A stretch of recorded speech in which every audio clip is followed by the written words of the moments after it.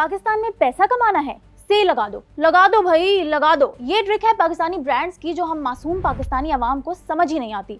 अब पता नहीं मासूमियत है या हमारे अवाम के पास पैसा ही बहुत है कि जैसे ही सेल लगती है हम लोग टूट पड़ते हैं, ट्रैफिक जैम हो जाती है। यहाँ तक कि जिन दिनों में सेल लगती है उन दिनों में औरतें एक दूसरे को मारने पीटने लग जाती हैं कि ये जोड़ा पहले मैंने लिया था। पाकिस्तान में लगने वाली सेल्स असल नहीं होती, ये सिर्फ एक मार्केटिंग टेक्निक है। ईद आने वाली है और इससे पहले कि सेल्स के नाम पे ब्रांड्स आपको दोनों हाथों से लूटे, ये वीडियो एंड तक देखें।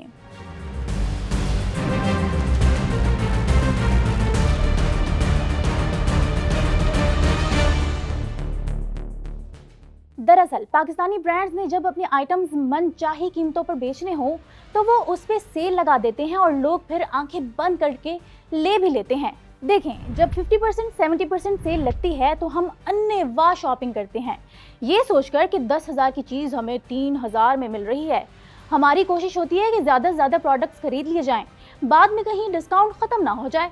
फिर हम इस बात पे इतराते हैं कि हमने परचेजिंग करके ब्रांड को लूट लिया, जबकि असल में आपने ब्रांड को नहीं, ब्रांड ने आपको लूटा है। जितने भी बड़े ब्रांड्स होते हैं वो अपने किसी भी एक प्रोडक्ट पे प्रॉफिट बाउंड नहीं करते, बल्कि अपने टोटल इन्वेस्टमेंट पर प्रॉफिट कैलकुलेट करते हैं।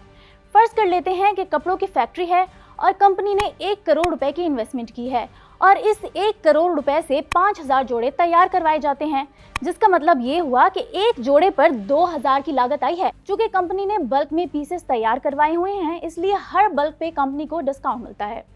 कंपनी इन तैयारशुदा जोड़ों को न्यू अराइवल वाले सेक्शन में 10,000 रुपए का टैग लगाकर डिस्प्ले कर देते हैं। जो हाई क्लास से ताल्लुक रखते हैं वो इतनी प्राइस तो आराम से अफोर्ड कर सकती है, इनकी तादाद भी कम होती है। अब फर्ज कर लेते हैं कि 5,000 जोड़ों में से पहले 2 महीने सिर्फ 200 जोड़े 10,000 की कीमत में बिक गए, जिनकी कुल रकम बनती है 20 लाख रुपए। कंपनी ने कितनी टोटल इन्वेस्टमेंट की?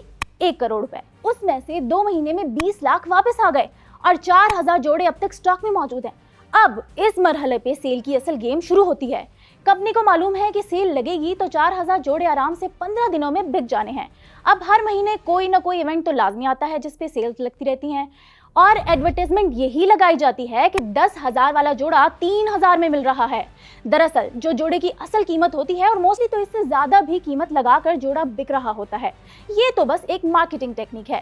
फिर ये टेक्निक असर करती है कि हर शख्स के जहन में ये बात आती है सेल खत्म होने वाली है, हमारी पसंद का डिजाइन बिक न जाए और बाजार में एक दफा बंदा घुस जाए तो बंदा अपनी जरूरियात से भी ज्यादा शॉपिंग कर लेता है और इस तरह से कंपनी के सारे जोड़े 15 दिनों के अंदर बिक जाते हैं। अब इसकी कैलकुलेशन की तरफ आते हैं।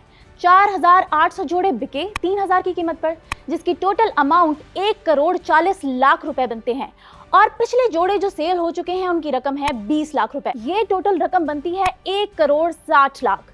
कंपनी ने तो 1 करोड़ इन्वेस्ट किया था, लेकिन उन्हें 60 लाख का मुनाफा हुआ है। हाँ जी, फिर पता चल गई ना हकीकत। अब बनोगे ब्रांड्स के हाथों सेल के नाम पे बेवकूफ।